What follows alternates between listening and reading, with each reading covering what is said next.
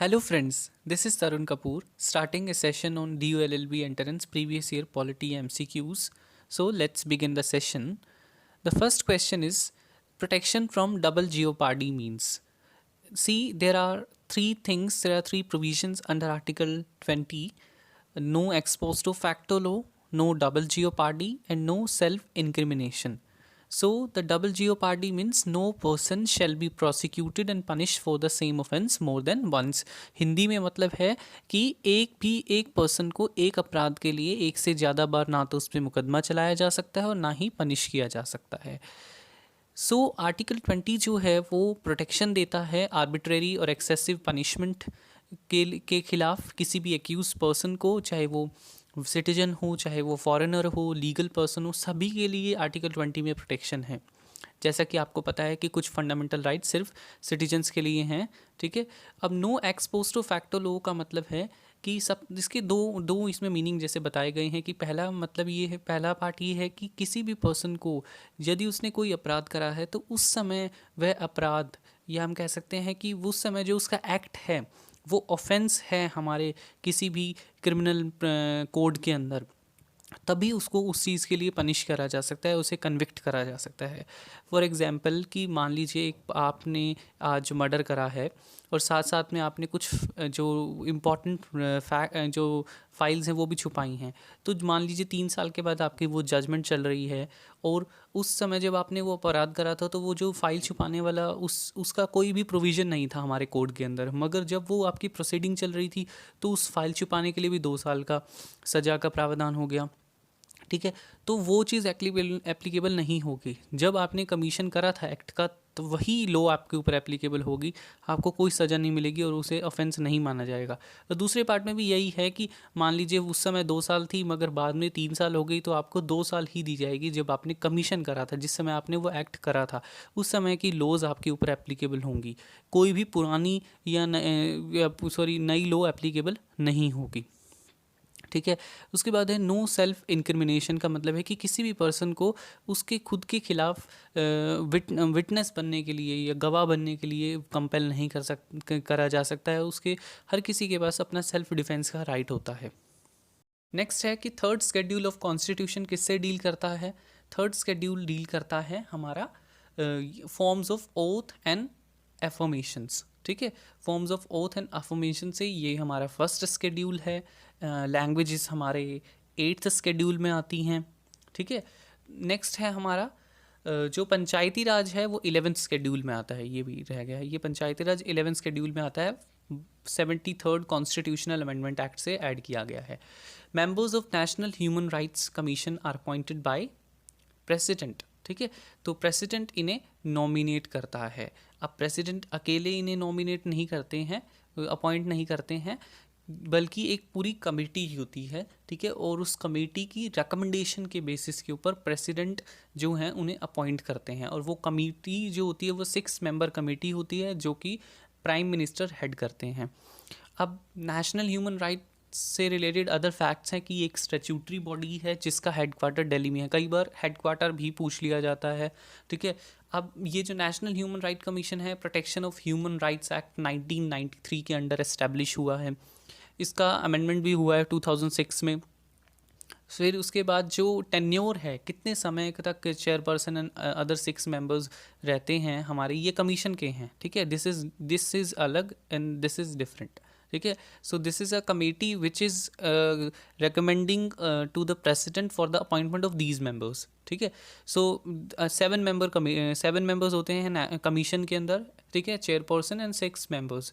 Chairperson जो होते हैं वो हमारे retired chief justice of supreme court होते हैं.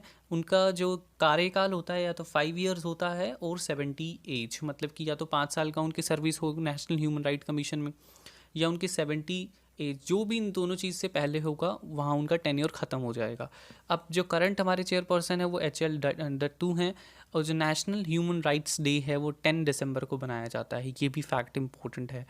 नेक्स्ट है हमारा कि ट्रैफिकिंग इन ह्यूमन बींग्स ये प्रोहिबिटेड है. ठीक है. आर्टिकल 23 के अंदर. ठीक है. Right against exploitation. उसके बाद में आ जाता है सुप्रीम कोर्ट के जजेस. चीफ जस्टिस के अलावा कितने जजेस हैं? 33 हैं. 30 से 33 कर दिए गए हैं, अमेंडमेंट वाले हमने वीडियो में ये चीज़ डाली भी है। नेक्स्ट है directive principle of state policies को किस तरीके से इफेक्ट में लाया जाता है, बेसिकली हम कह सकते हैं इन्फोर्स कैसे कराया जाता है लॉज बनाकर। नेक्स्ट है a writ by which the decision of the lower court is quashed by the high court और सुप्रीम कोर्ट। ठीक है, अब देखिए ऐसी कौन सी रिट है जिसके अंदर लोअर कोर्ट के जो ऑर्डर्स हैं वो क्वैश करता है सुप्रीम कोर्ट या हाई कोर्ट? सर्ट्यूरेरी। ठीक है, अब सर्ट्यूरेरी और सर्ट्यूरेरी को हम कैसे लर्न करेंगे, हम इस दोनों के डिफरेंस से इन दोनों को लर्न करेंगे। सो देखते हैं।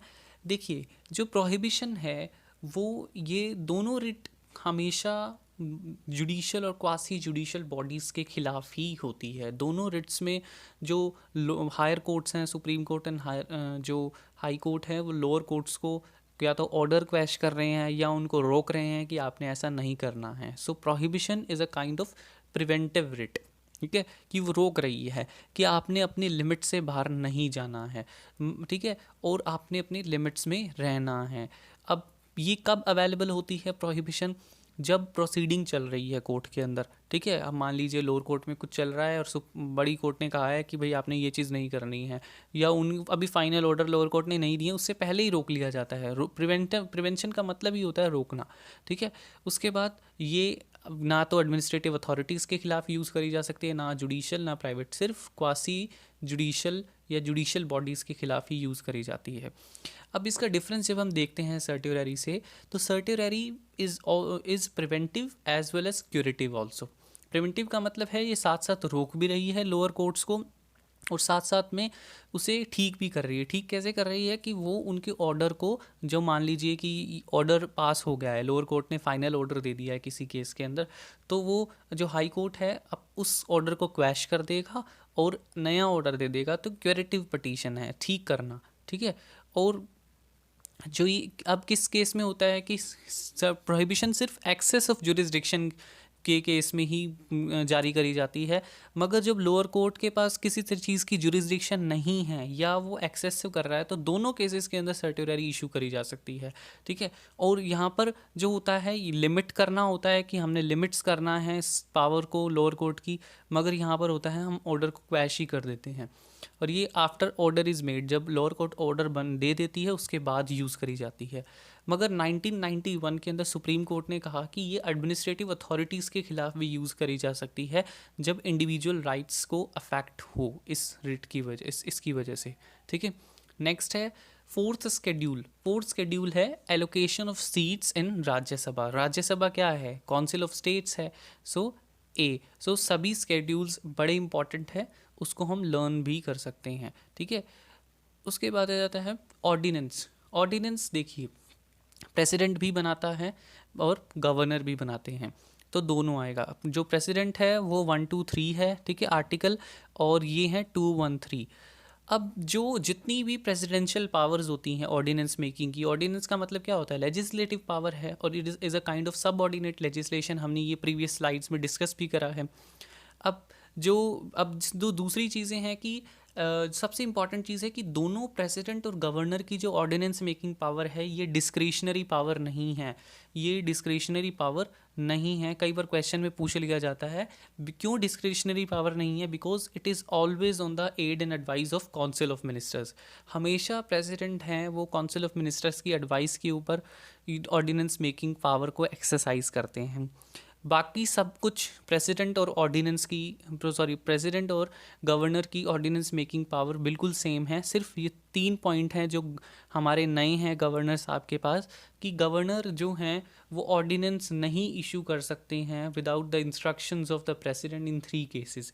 कि 3 केसेस में वो इन प्रेसिडेंट की मर्जी के बिना जो ऑर्डिनेंस है उसको इशू नहीं कर सकते हैं। कि मान लीजिए पहला है कि बिल में ऐसे कुछ प्रोविजंस हैं जिसके लिए प्रेसिडेंट का प्रीवियस सैंक्शन लेना, चाहे स्टेट लेजिस्लेचर का लेना ज़रूरी है। ठीक है, तो स्टेट लेजिस्लेचर का। सेकंड पॉइंट है कि ये ज़रूरी है कि या ये गवर्नर को ऐसा लगता है कि इस बिल को ज़रूरी है कि रिज़र्व रखा जाए, ठीक है, प्रेसिडेंट जी के लिए कंसेंट के लिए या परमिशन के लिए। तीसरा है कि स्टेट लेजिस्लेचर मान लो ऐसा कोई बिल पास कर देती विदाउट द प्रेसिडेंट एजेंट तो वो इनवैलिड हो जाता। तो इन तीनों पॉइंट्स के अंदर गवर्नर के लिए प्रेसिडेंट जी की इंस्ट्रक्शंस को फॉलो करना ज़रूरी है।